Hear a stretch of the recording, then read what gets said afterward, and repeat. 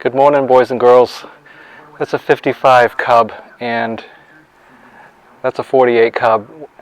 I just picked this up yesterday with 4 attachments. It came with a mower, plows, snow plow, and a carryall. They're all Fast Hitch. I really like this style of Cub. It's got the same grill as my 200, and they're kind of hard to come by with a Fast Hitch. And I got it for a pretty good price. I had to drive a couple hours to get it, but you know, such is life. It was a good ride anyway.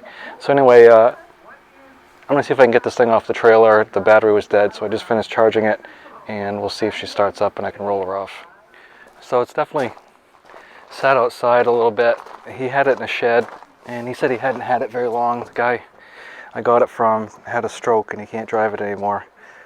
I know I got to put a washer on this and get that fixed.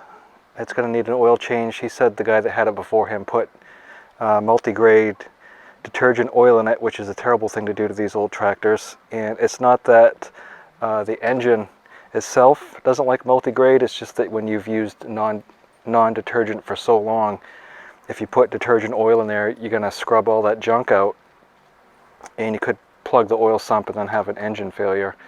So I mean, you can do it if you just keep changing the oil every so, you know, really often. And I don't want to say every hour or 2 hours, but generally these tractors were designed for non-detergent oil. So when you put detergent in it, it could be a recipe for disaster. I don't know if it's charging.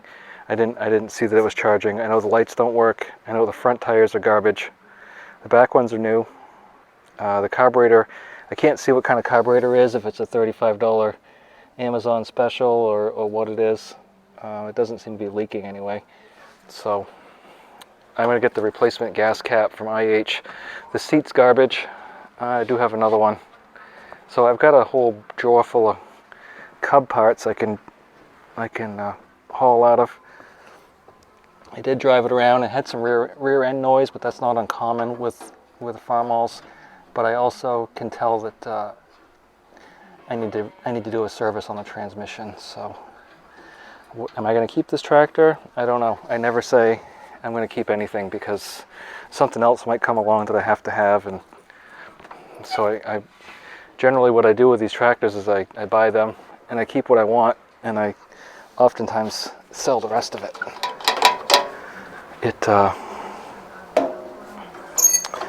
The lever here is messed up. Choke off. You don't want to choke these very long.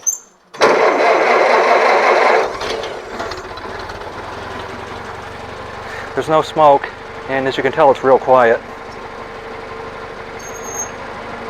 I got a new governor control on order. That was the first thing I ordered.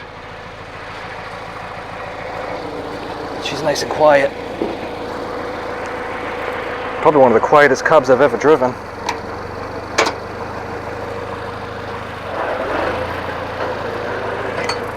Now the hard part with this, the way I've got this trailer,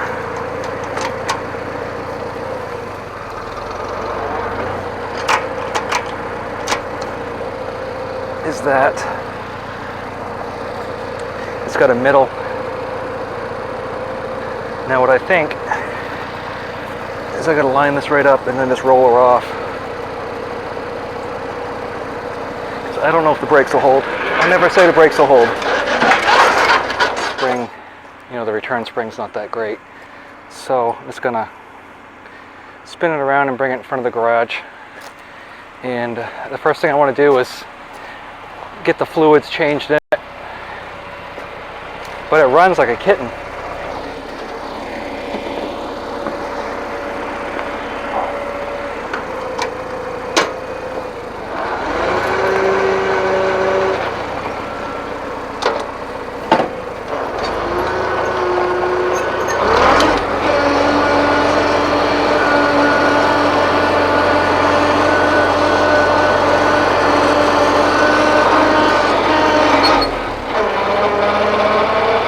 Hear that noise in the rear end? It sounds a little bit more than usual, but a lot of times they growl.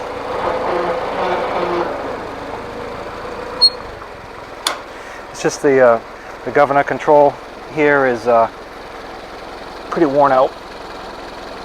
And so I can see the ammeter bouncing up and down, but the lights aren't hooked up, so that'll have to be addressed. And do I want to paint this tractor? I don't know.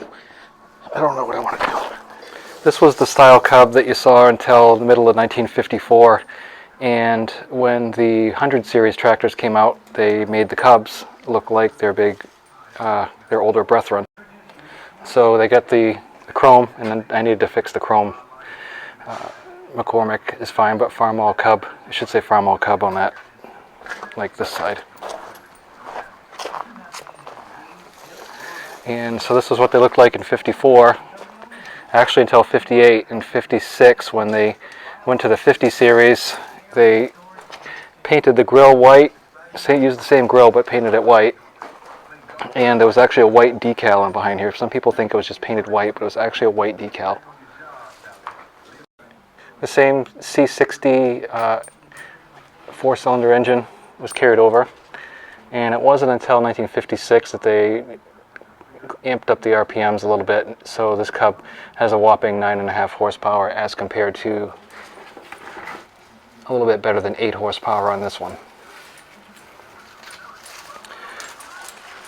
1955 also saw the introduction of the lowboy, which essentially looked like the same thing, but they rotated the rear axle housing forward, and they used the front spindles that were shorter.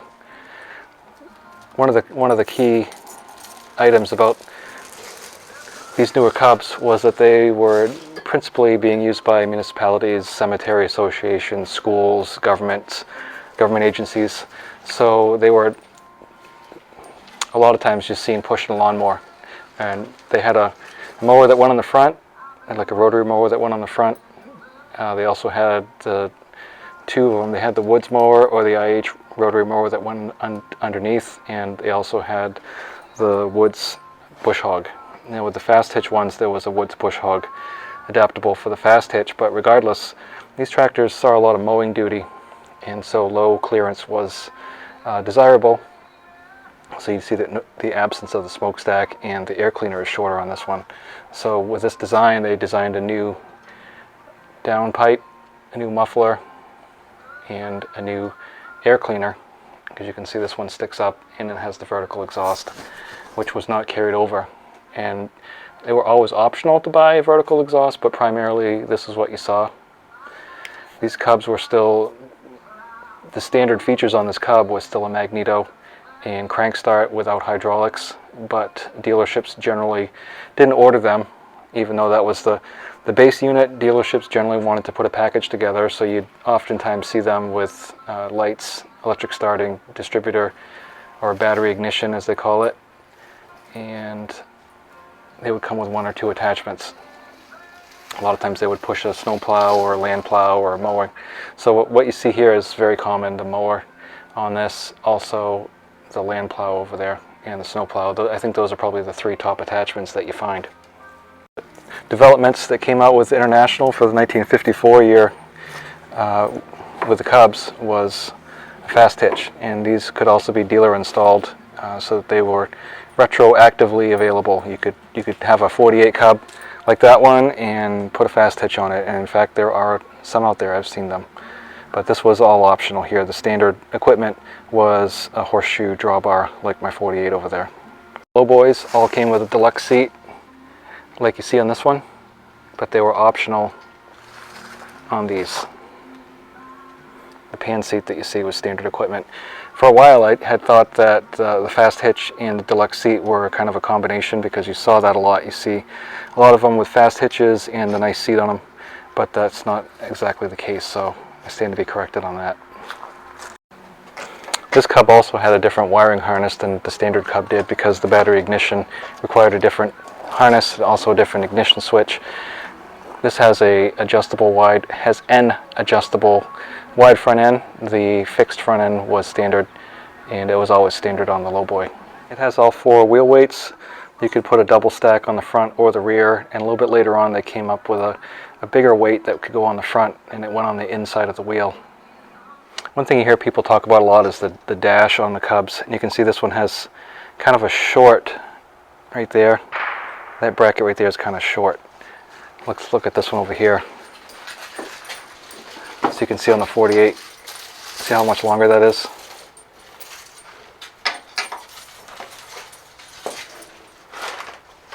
I don't know what serial number they changed it, but it's definitely different. You see a lot of people putting mounting steps on the right side of these tractors, and believe it or not, that was an option on these Cubs when they were brand new. And you could also get them with a horn. One thing I just noticed, well, as I was looking the tractor over, is see this depth control lever right here? This is what raises and lowers the pitch of the front of the Fast Hitch, and on the newer Cubs they just had a crank adjust on it, so it's kind of a carryover from the old Cubs when they put this depth control lever on it for the plows. So it's essentially the same thing. It's a little bit different where it connects on the bottom, but mostly it's the same. And you know, one good thing about this one is the Fast Hitch bar, unlike my 78, it's not bent. So I don't know if I can slide it or not, but at least it's not all stove up.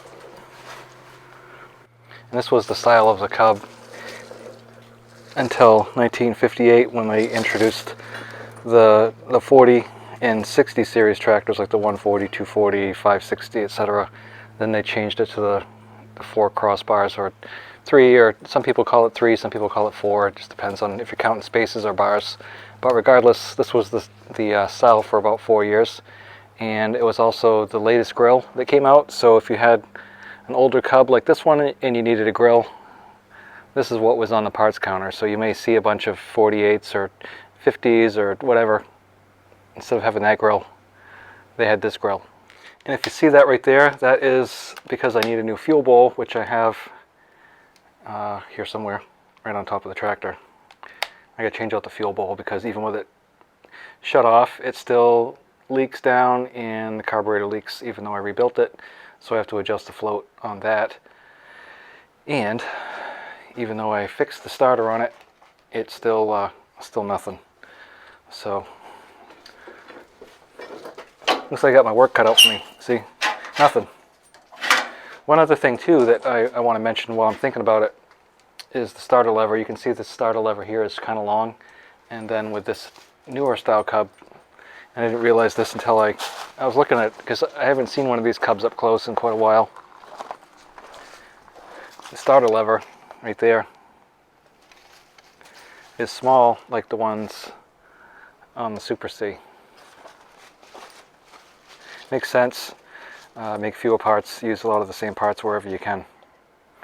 Also, this battery cable is run incorrectly. It's run over the top of the seat, or over the top of the floorboards. It's supposed to go underneath, so probably the cable wasn't long enough or whatever, but it's definitely wrong.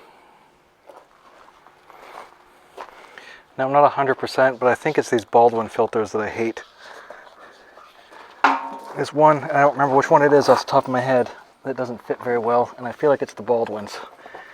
So those of you who have done this, you know that getting to that oil filter is a little bit of a struggle.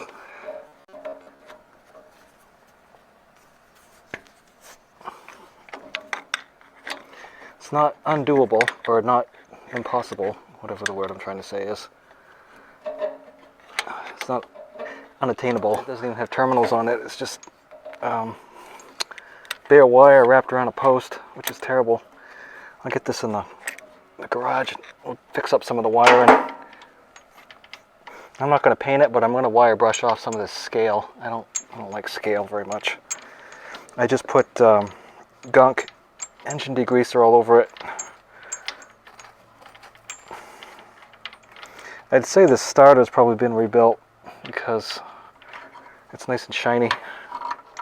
So it's probably a remanufactured carburetor. It's a good one. It's a Delco Remy. It's not one of those piece of junk ones you get from Amazon for $75 that aren't worth a crap.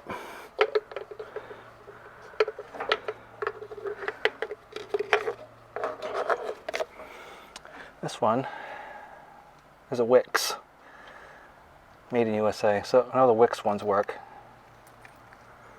51153. Wicks are okay.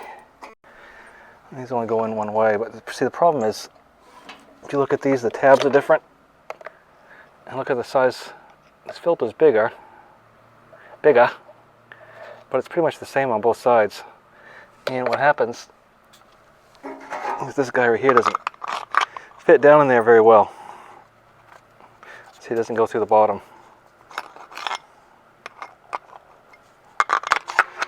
So I don't know who the genius was that made this, but I shouldn't have to screw the filter on. That doesn't make any sense. That's going to be a pain. How are you even going to get that out, you know? It's ridiculous. So yeah, it doesn't even go in all the way. Not really. It's a crappy design. Let me see if I've got something else. I had a bunch of actual IH ones, and I know you guys are like, why are you using the IH ones? Those are collector's items. Well, they're good. So Baldwin I hate. Don't buy Baldwin filters. Garbage. Baldwin is they don't give you a gasket.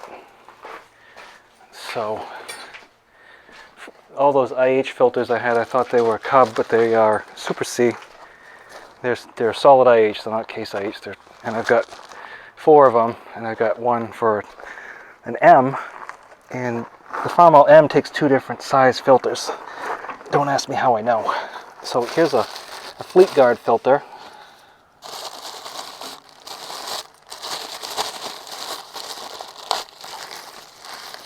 And this one has the right shape to it. About there. See, it goes all the way through. So it goes in right side up, just like that. And you have to remember to change this gasket right here with a new one. So I'll put a little bit of oil on that when I come back. So I got to order some more Fleet Guard or Wix filters, but this is, you want to have this out generally. I mean, when I was in the military, even if you knew everything by heart, you had to go through a checklist. Even the pilots had to go through a checklist every time. As many times as they flew, they still had to go through a checklist every time. Now see, here's the engine crankcase, 3 quarts, SA 30. So 32 to 80, you can put 20 weight, and below 32 you can put 10 weight in. But generally everybody just puts SA 30 in. And these Cubs don't run in the winter, so 30 weight's fine. So 3 quarts. There's probably a little bit in there still. And I've got my family heirloom right here, which is my quart container. And so a quart's about right there. But I gotta remember to put the plug back on, which is this little guy right here. Let's put him on. This is your filter drain, and make sure you put that on. And then this right here is your drain plug. It's just a regular pipe plug, so they're replaceable if you need one. Sometimes they have a washer on them. This one doesn't, but it wasn't leaking.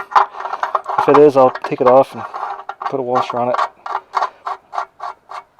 You don't really want to crank these down. This drain right here is just hooked on with some, well, it's tin, so I'm guessing it's solder. And if you crank on that, you'll end up busting that fitting right off, and then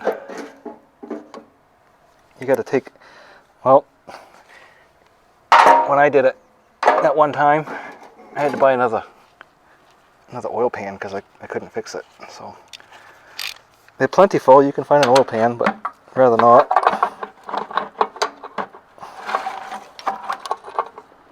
So just snug it. Let me wipe this around here, get all the junk out of it. Like I said, it's real tight up in there. And this really only goes in one way, and it's right side up.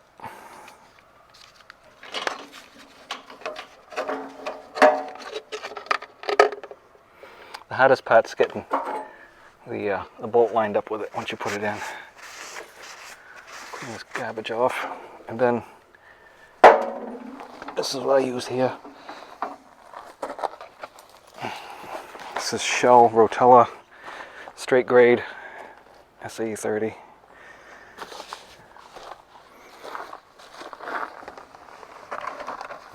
Now if you rebuild your motor and put all new everything in there, then you can use detergent oil, but if you haven't, you probably ought to just stay with this. So here's my new gasket. I'm going to put some oil on it.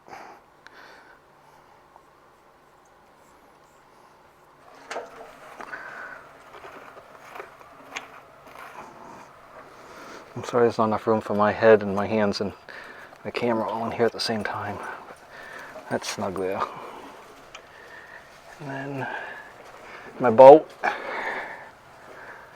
Put new bolts in it. There it is. Alright, I'll put this filter cover back. I got spark plug wires in the way. It feels right. You'll know when you start it up if it's leaking all around the cover. Biggest part is to make sure that gasket in there doesn't squish out. I snug it down pretty good. You don't want to reef on it, but you want to get it good and snug. If you squish it down too much, you end up puffing your gasket out. We'll try that. It says 3 quarts, but there's probably a little. So I got to order some more Fleet Guard or Wix filters, but this is, you want to have this out generally. I mean, when I was in the military, even if you knew everything by heart, you had to go through a checklist. Even the pilots had to go through a checklist every time. As many times as they flew, they still had to go through a checklist every time.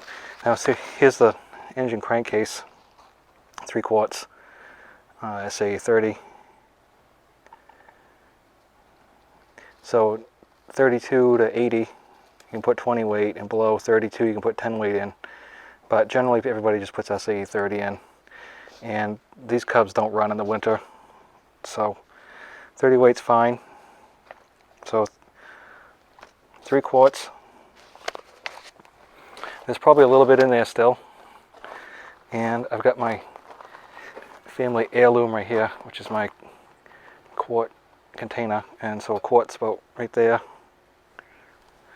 But I gotta remember to put the plug back on, which is this little guy right here. Let's put him on. This is your filter drain, and make sure you put that on. And then this right here is your drain plug. It's just a regular pipe plug, so they're replaceable if you need one. Sometimes they have a washer on them. This one doesn't, but it wasn't leaking. If it is, I'll take it off and put a washer on it. You don't really want to crank these down. This drain right here is just hooked on with some, well, it's tin, so I'm guessing it's solder. And if you crank on that, you'll end up busting that fitting right off, and then you got to take, well, when I did it that one time, I had to buy another oil pan because I couldn't fix it. So they're plentiful. You can find an oil pan, but I'd rather not.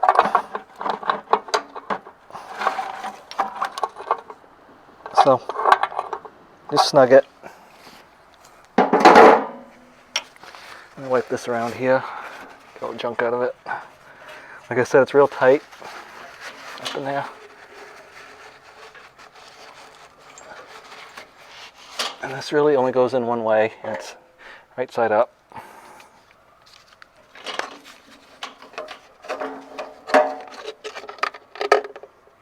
The hardest part's getting the bolt lined up with it once you put it in. Clean this garbage off, and then this is what I use here. This is Shell Rotella straight grade SAE 30.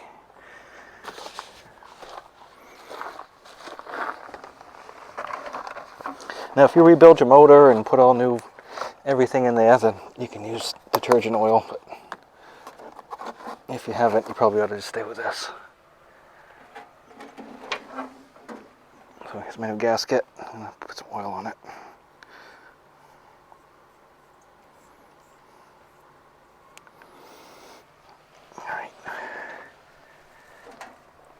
this on here.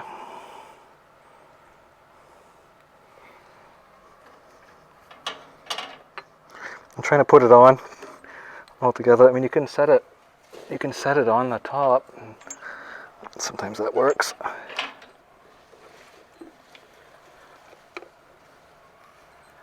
You just want to make sure it sets in there right, because these covers don't always set right.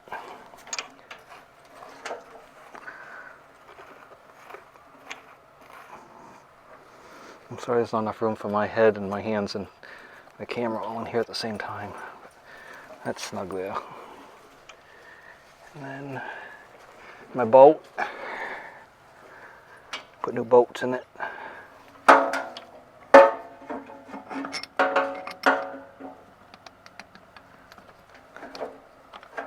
So there's the other part, trying to get that hole lined up, because you got the wiring harness and everything else here.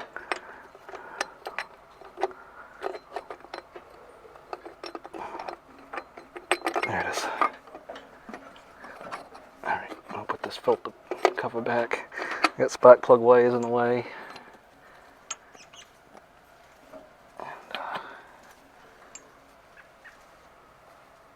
And it feels right.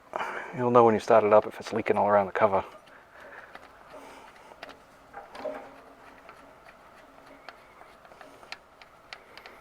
And you can tighten it down with your hand for the most part. Biggest part is to make sure that gasket in there doesn't squish out where it's not supposed to.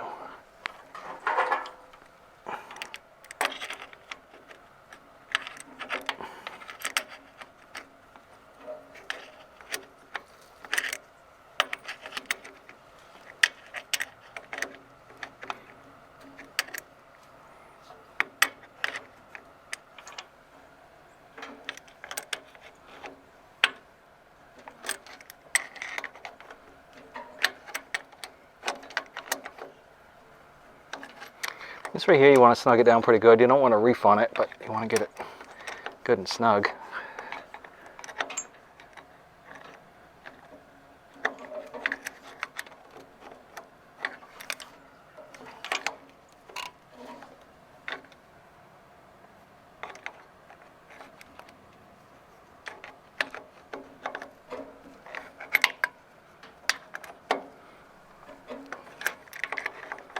If you squish it down too much, you end up puffing your gasket out.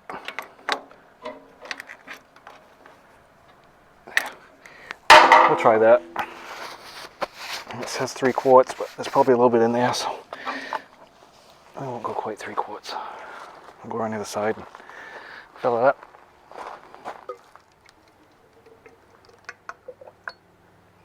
There's 1.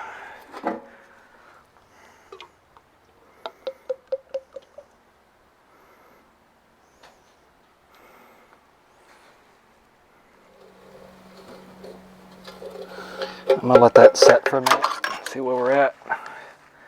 So it's showing right here, there's full, low, and it's pretty close to full. I don't like to get above the full line, so if it's between low and full, I'd say it's good. I'm going to start it up and run it for a second, because I got to get oil in the filter, and that'll make it go down a little bit.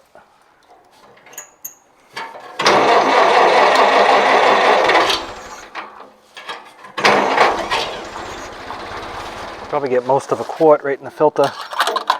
Make sure that pops down in all the way. A lot of the new tractors and stuff, you just set it on top like that, but these ones you want to go in and then pull it out. And so we're right on the line for low. So we'll add a little bit more in there. I'm going to say half a quart this time. You don't want to overfill it, because that's worse than underfilling it. Nobody wants to drain out perfectly good oil.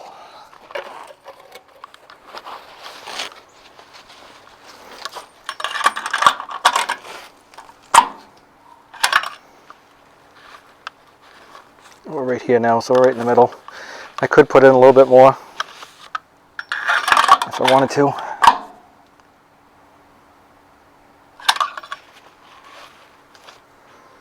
So I'll put in just a dite.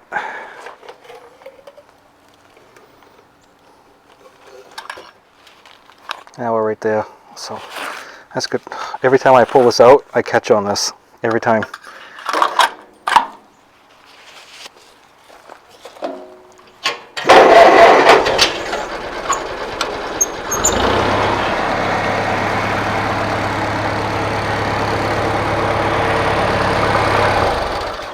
Oh, I'm out of gas. Out of gas. So she was up to normal. I forgot I shut the gas off on this, but it doesn't. No matter. Went right to where it's supposed to. She's quiet. So I gotta get calves fed and all the animals ready for bed. It's getting that time of the day, but I want to show you this stuff real quick. Next time we'll work on the transmission and the gear case and change out all that oil, because I gotta grease my trailer. This does have the Easy Lube wheels, the hubs. I was afraid it didn't, and so I popped the hubcap off, and there's a rubber right there. So once I got that out, I can see the grease fitting, so that's good. But we got a carryall here. The sun's right in my face. Snow plow and land plow. And I want to show you something funny on this. This is typical farmer fix over here. You'll get a kick out of this. So I have one Coulter, but it's for my good plow, and I don't ever want to use that plow because it's still got the original white paint on it with the decals and everything, and it looks real pretty. But let me see. Check this out. Somebody took a lug wrench and welded it on this. I'm guessing it says it doesn't dig too deep, but I don't know what the heck that's for. Anybody's got any ideas why you'd weld a lug wrench on the back of your grass side? I'd love to know. It's kind of weird, but interesting. So anyway, I got more work to do on the 55. I got stuff to do with the 48 and a few things to do with my brother's Super C. So there's plenty to keep busy. I appreciate you watching, and I'll talk to you next time. Take care.